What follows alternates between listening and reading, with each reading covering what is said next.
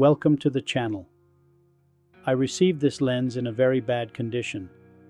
It was terribly difficult to take him apart. I couldn't get through to the inner lens elements.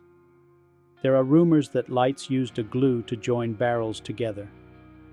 I noticed a small spot on one of those inner lenses and wasn't hopeful that I could do anything with this lens. Still, I cleaned everything I could reach and reassembled the lens. Much to my surprise, the results are amazing. What fantastic sharpness.